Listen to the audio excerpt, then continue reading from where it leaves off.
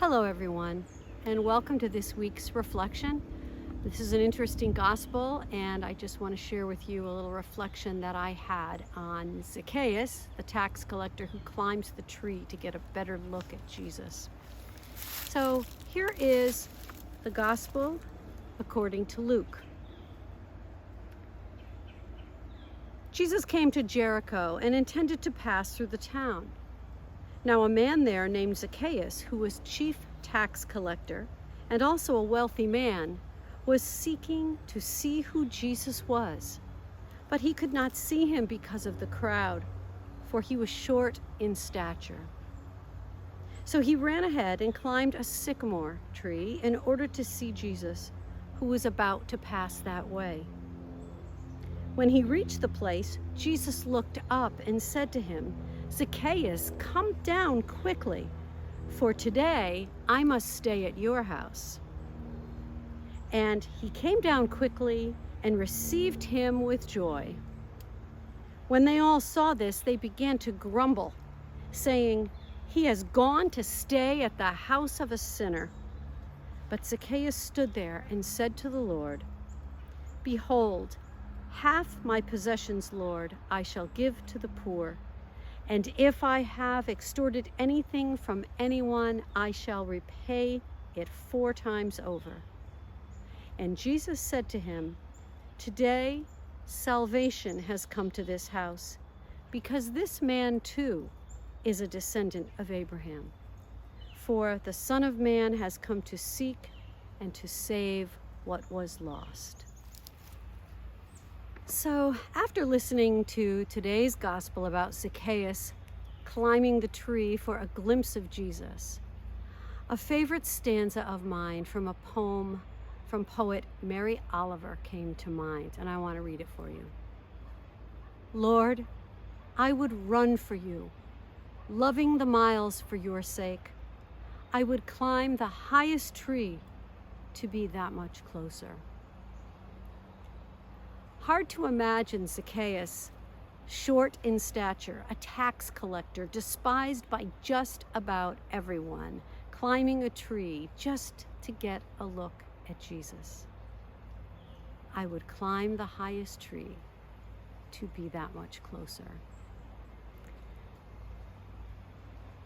A sycamore tree is a really big tree with a thick, tall trunk to scale. In fact, when I was on pilgrimage to the Holy Land about 10 years ago, we were in Jericho and we saw the tree considered to be the very one that Zacchaeus climbed. We stood before it posing for photos, and I thought that if my life depended on it, I could not possibly climb that tree. But Zacchaeus, willing to make a public spectacle of himself, managed to do it. And just for a visual, picture this. I heard a homilist once say that the image in his mind every time he hears this passage from Luke is of Danny DeVito playing the role of Zacchaeus. Quite a picture, and probably pretty apt. We have to ask ourselves why Zacchaeus would do this. This despised, wealthy man willing to make a fool of himself. Because, as stated in this gospel, he was seeking to see who Jesus was. So was Zacchaeus just curious? Or was there something in the person of Jesus that connected to the heart of this man who was short in stature? In many ways, he was an outcast in his Jewish community. Interesting when you think of the many others affected in this way by Jesus, inexplicably drawn to him, and him to them. The disciples leaving their nets and following him.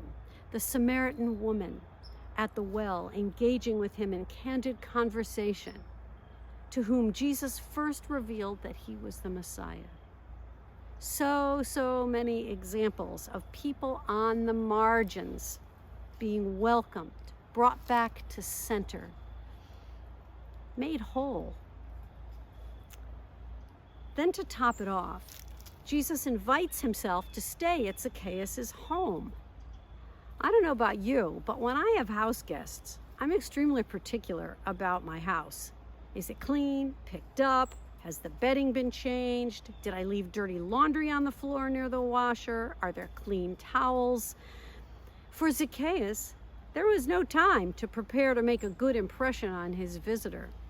Instead, Jesus would see Zacchaeus, his family, his home for exactly what they were. And this was exactly what Zacchaeus was open to, probably much more so than you or I might be. Radical acceptance is what Jesus must have exuded.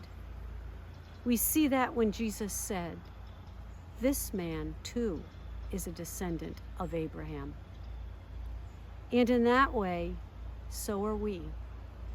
And it's those moments when we experience radical acceptance that we are transformed. Today, salvation has come to this house. One more thought about stature. The word has two meanings. The first refers to someone's height. The second definition is this: importance or reputation gained by one's abilities or achievements. We often assume that a person of renown or of stature in their field or in their community has it all.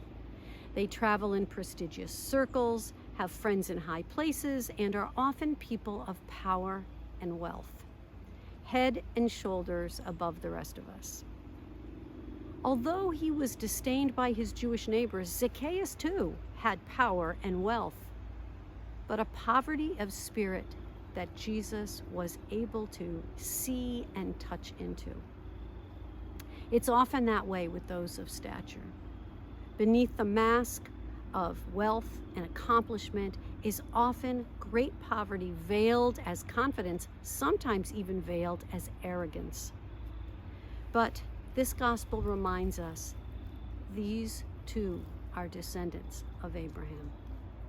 Try to imagine a person, maybe a person of stature, that you heartily dislike.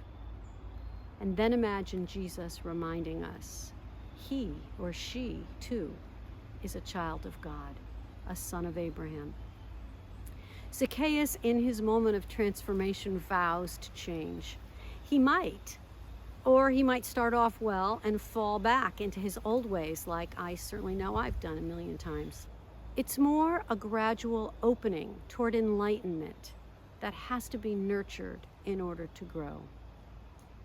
In our book, chapters 15 through 17, we talk about the importance of spiritual practices.